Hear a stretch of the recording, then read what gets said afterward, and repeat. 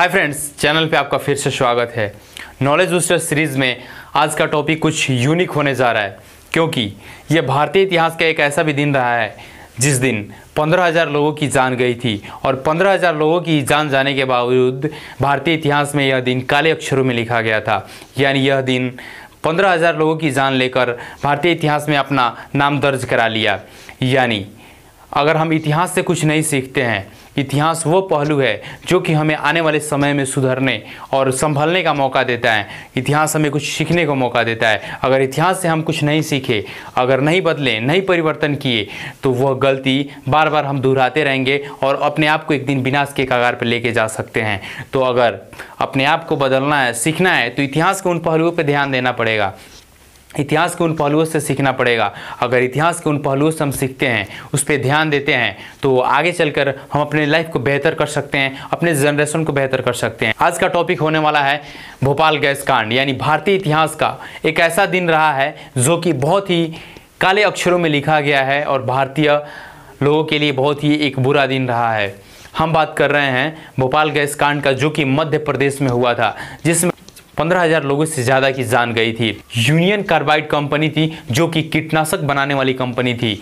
यानी खेतों में छिड़काव करने वाले जो रासायनिक पदार्थ होते हैं, यानी जो खाद होते हैं रासायनिक, उसी को बनाने वाली यह कंपनी थी, जो कि मध्य प्रदेश के भोपाल में स्थित थी। इस कंपनी के टैंकर नंबर 610 में मिथाइल आइसोसाइनेट में जल के मिल जाने से रासायनिक अभिक्रिया हुआ, जिसके कारण से उसमें दाब उत्पन्न हुआ और 3 दिसंबर की सुबह में उसमें से उसका रिसाव शुरू हुआ। यानी उसका जो टैंकर का चैम्बर था वो खुल गया और उसमें से मिथाइल आइसोसाइनेट का रिसाव होने लगा, जिसके कारण से पूरे वातावरण में मिथाइल आइसोसाइनेट फैल गया, जिसके कारण लोगों को सांस लेने में दिक्कत, जलन, आंखों में जलन, अंधाधुंध पक्षियों की मौत होने लगी, लोगों को खांसी, बुखार, ये सभी बहुत सारे सांस लेने में दिक्कत से सभी बीमारियां होने लगी। अचानक से भोपाल में केवल मृत्यु सुनाई दे रही थी।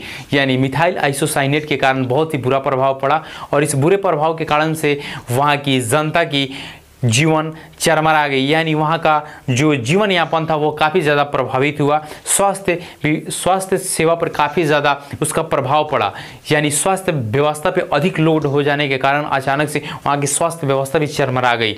लेकिन केंद्र सरकार ने और वहाँ की राज्य सरकार ने बहुत ही बढ़िया से मिलकर उस आपदा के खिलाफ लड़ा और वहाँ के लोगों को काफ़ी ज़्यादा सुरक्षित किया। तभी वहाँ पे 5.5 लाख लोग वहां से प्रभावित हुए मिथाइल आइसोसाइनेट के कारण। अब 15,000 से ऊपर लोगों की मृत्यु हुई। ये बात आज भी कहा जाता है कि जो कीटनाशक बनाने वाली वो कंपनी यूनियन कार्बाइड कंपनी, वहाँ की ज़मीन पे आज भी वो पर्यावरण को प्रदूषण करता है। यानी वहाँ पे आज भी कुछ भी नहीं, मतलब पेड़ पौधे कुछ भी वहाँ पे नहीं उग पाते हैं। कीटनाशक के रिसाव की वजह के कारण वहाँ का पर्यावरण इतना दूषित हो गया था कि वहाँ पे कई तरीके से राहत कार्य भी पहुँचाना बहुत ज़्यादा मुश्किल हो गया था, क्योंकि वहाँ के वातावरण में जो भी जाता, वहाँ के वातावरण में मिलने के कारण जो आइसोसाइनेट मिला हुआ था उसके दुष्प्रभाव से वो भी प्रभावित हो सकता था। भोपाल गैस कांड होने का मेन वजह था वहाँ की लापरवाही, क्योंकि वहाँ की कंपनी में सभी निर्देश इंग्लिश में लगे हुए थे और वहाँ पे जो भी वर्कर काम करने वाले थे